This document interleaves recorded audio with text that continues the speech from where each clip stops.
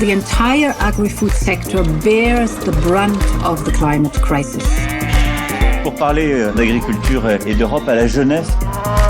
Proteste der Landwirte zeigen, wie wichtig der stratégische Dialog ist. La PAC, c'est plus du tiers du budget total de l'Union européenne. We have to find a new consensus on the future of agriculture. Just think of iconic regions like Bordeaux, Rioja, or Chianti. These names don't just represent wines, they reflect centuries of tradition, know-how, and the deep connection between people and place.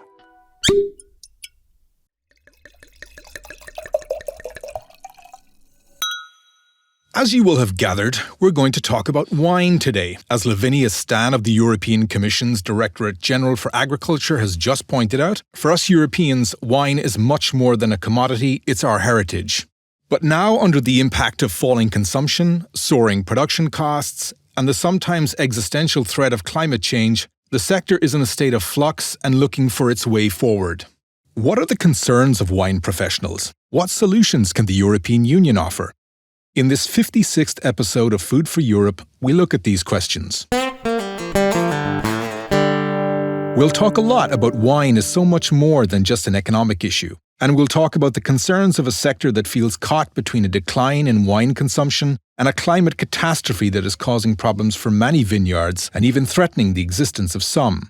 I'm joined by Lavinia Stan, a market analyst in the wine sector at the European Commission's DG Agri. Lavinia, welcome to Food for Europe. What is the role of the wine sector in the European economy beyond its cultural dimension? The wine sector is economically and socially very significant for the European Union. It sustains around 2.9 million jobs and it contributes 130 billion euros to the European economy. Much of this value is generated in rural areas, where wine production is often the backbone of local development. This means wine doesn't just create business, it supports entire communities, from farming and production to tourism and hospitality. Beyond the numbers, wine is also part of Europe's cultural identity and landscape.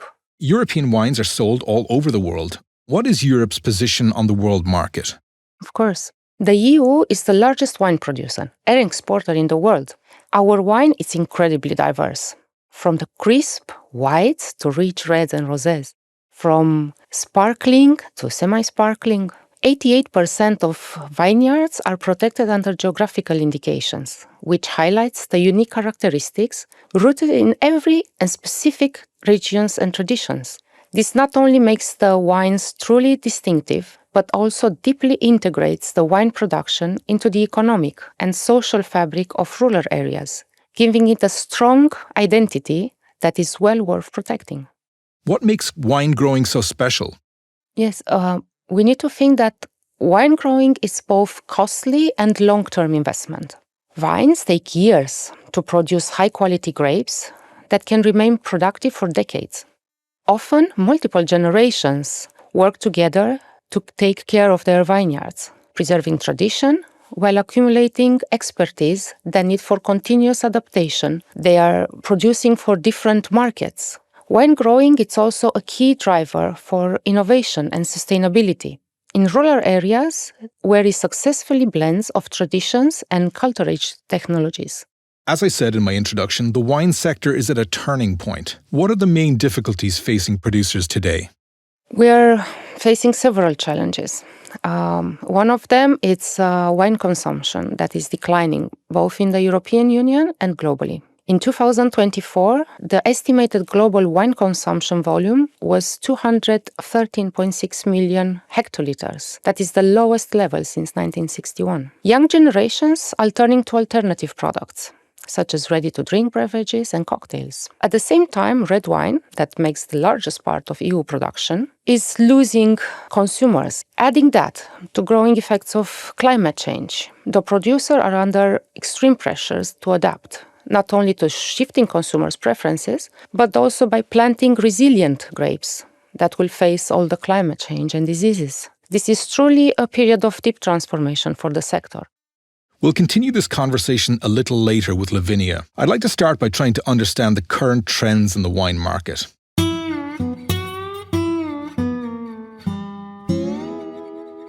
Simone Loose is Professor of Business Administration and Head of the Institute of Wine and Beverage Economics at the University of Geisenheim in southern Germany. Welcome, Professor. What are the reasons or trends behind the decline in wine consumption in Europe? There are actually a couple of trends which are reinforcing a long-term trend which we have seen in Germany is that our population changes.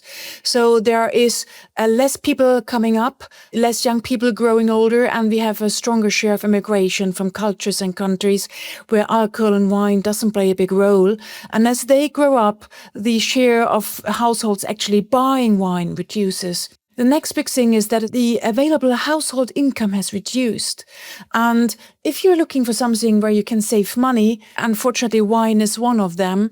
So people basically traded down on the prices and the volume of wine they bought. The health trend has become stronger. And we see that particularly the younger generations who are tracking their health on online watches and fitness watches, they have to behave really well. And that's why we see that this health trend reduces the volume of wine that is bought. And what does all this mean for the future of our vineyards?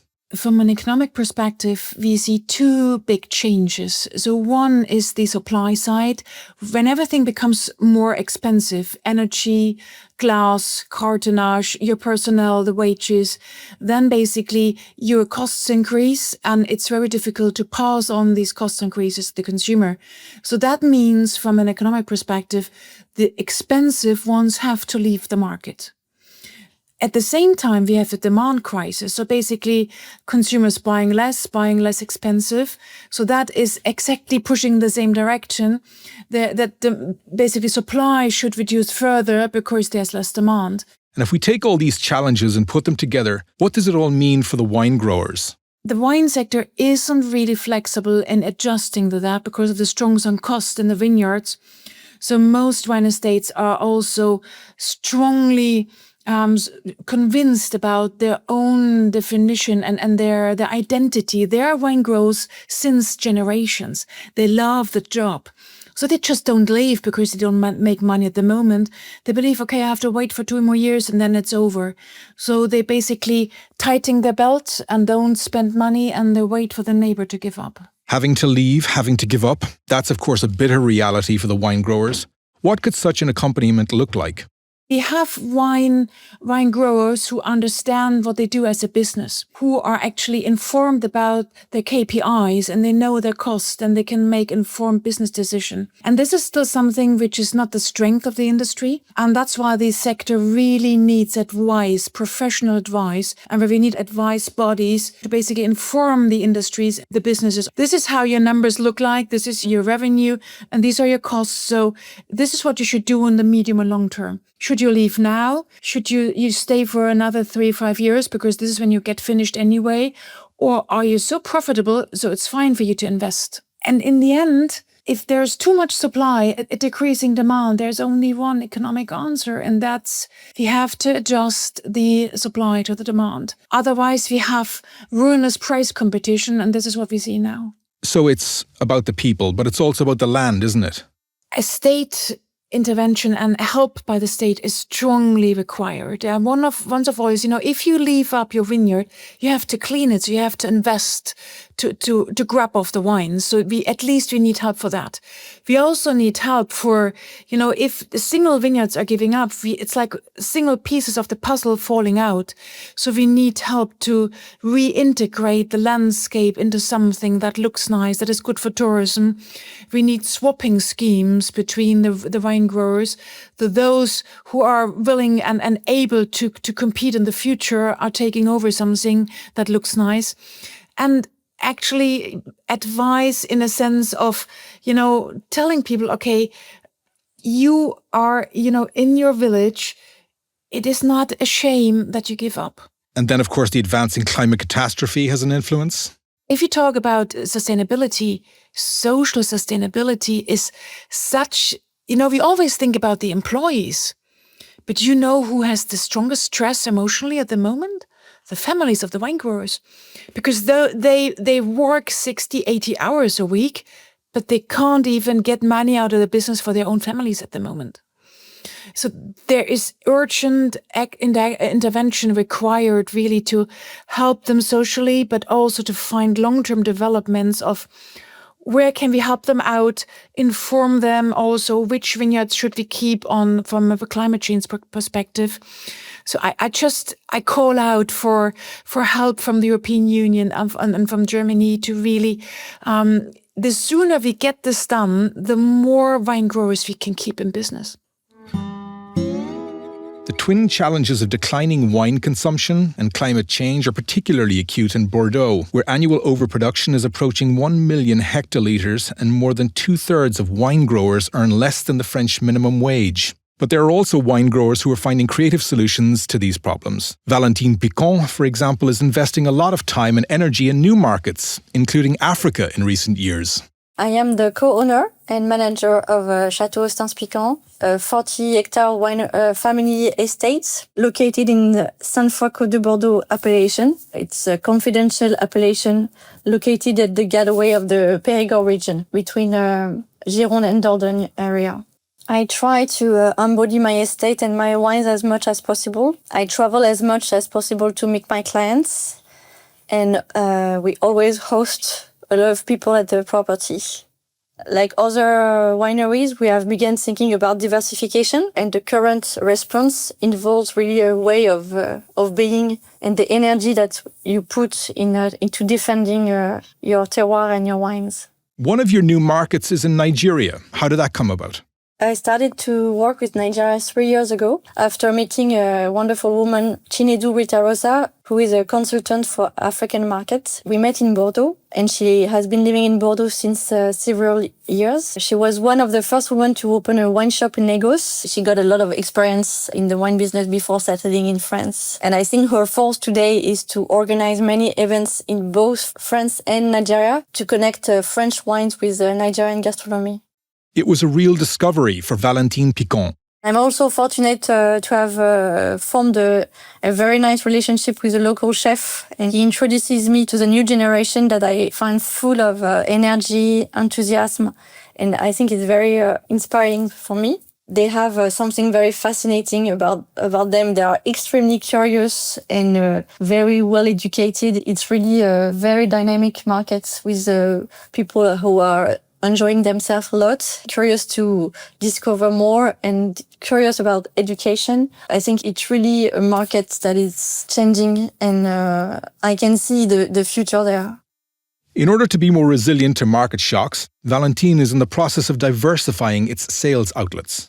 We are exporting in around 25-30 countries today. Historically, we have a strong presence in Asia. And since I have started to work at the winery 12 years ago, I have renewed many of our distributors there. So I'm thinking about Korea, Japan, China, Cambodia. Since I started, I changed a little bit the strategy because I was there when the market was changing also. And I can see that the brand that's remained on the market is the brand that are very present on the trade. So hotel, restaurant, and not every distributor is focused on being on hotel and restaurants. I'm here to stay a few more years, so I'm not in a hurry. I really try to find a good distributor that will be the best ambassador. Ultimately, the key to success is personal contact and the guarantee of a loyal network. Personally, I'm proud of the wine I produce, and I'm proud of my story. I think I'm a good ambassador for my wines and for Bordeaux wines. I like sharing foods and different cuisine, and I think it really has an impact on the production of my own wines. If I had to give one piece of advice, it would be not to hesitate to exchange with other wineries or other business, just to have an idea of where you are and how you can improve, and ask for help when you are not doing well. I think it's very important also. And when asked how the common agricultural policy could be used to support her sector, Valentine has a concrete suggestion to make. I think these days there is a lot of talk about the aid for in crisis situation, in particular when you deal with climatic hazard. But I think it would be very useful for all the sector to have some help with the commercial structuring.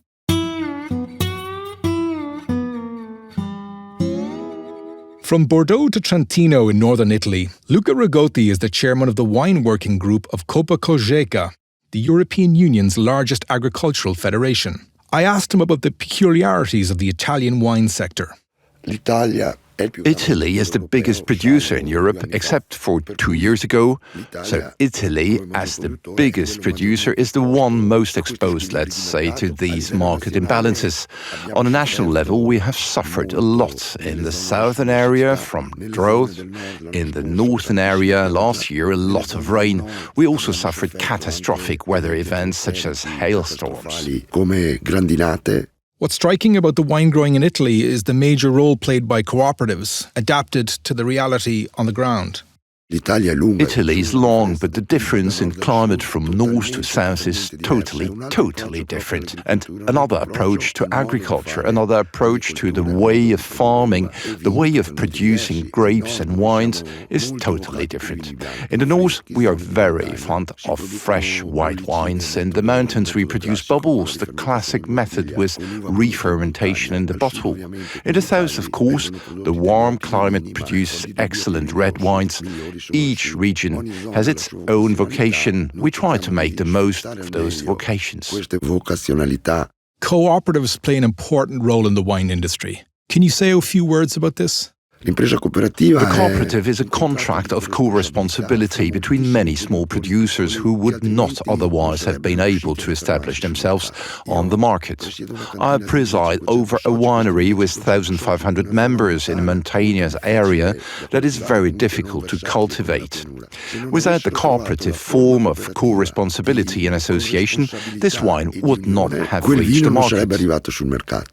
And what does that mean, economically and culturally at the same time? The cooperative allows us to have companies that do business in a way that is not just speculation. I think this is an important factor for European viticulture, for the European economy, but not just an economy based on numbers and turnover. It is also a social economy, an economy of well-being in the territories, of the promotion of territories and traditions, of keeping people in the countryside. I think this is an asset for any people, an asset for any state, because it means passing on traditions, passing on culture, passing on a mentality.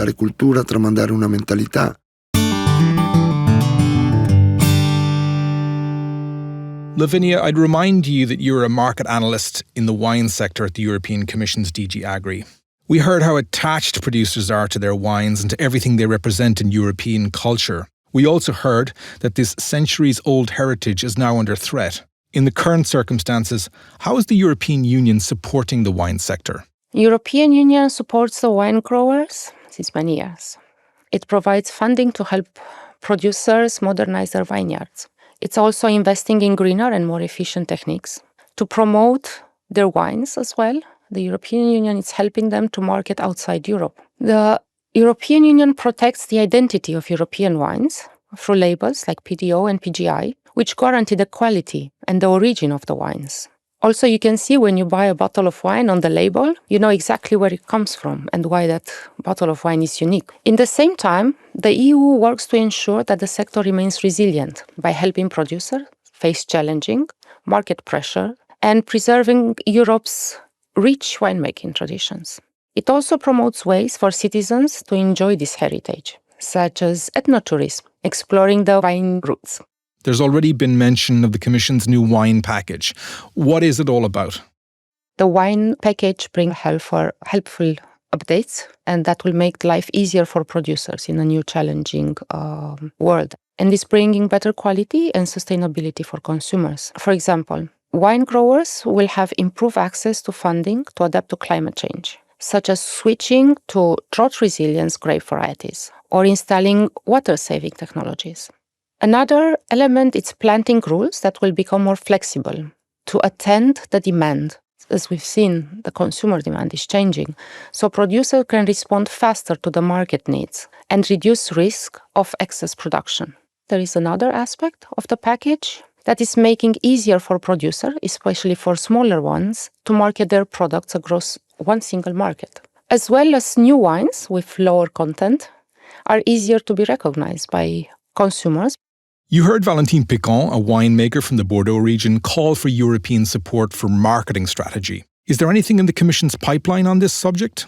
Indeed, EU recognizes that marketing and promotion there are key to helping producers, especially smaller ones, to remain competitive. That's why there are programs already existing for our producers. And this is why the new wine package, it's focusing on boosting support for promotion internationally. For example, the efforts are underway to simplify promotion schemes for smaller producers, along longer promotion campaigns, so they can build lasting presence in key markets.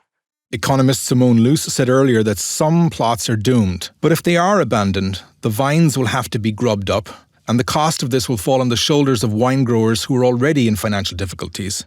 Is European aid planned for this? This grubbing up tool needs to be carefully and responsibly managed by member states. In regions that really need it, this grubbing up scheme is truly costly and it's irreversible impact. In any case, if there is a need about a forced exit, they have this tool that is offering realistic and fair alternatives. Economic and social sustainability, they go hand in hand with environmental goals. You can have green vineyards without thriving communities to care about. That's why the CAP supports tools to aim balance between environmental ambitions and local viability by helping producers remain competitive while also being stewards of their land.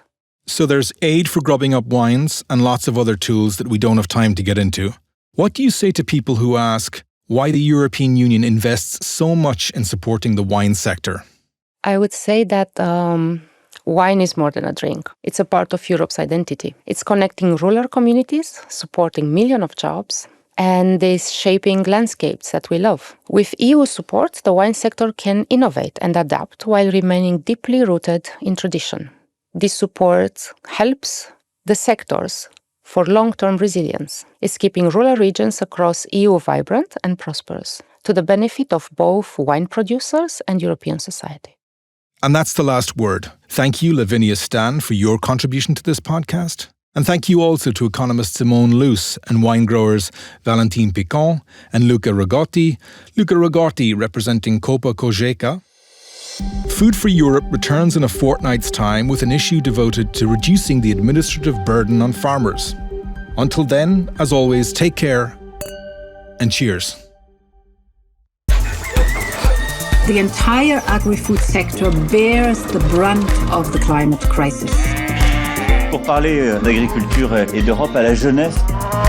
Proteste der Landwirte zeigen, wie wichtig der strategische Dialog ist. La PAC, c'est plus du tiers du budget total de l'Union européenne. We have to find a new consensus on the future of agriculture.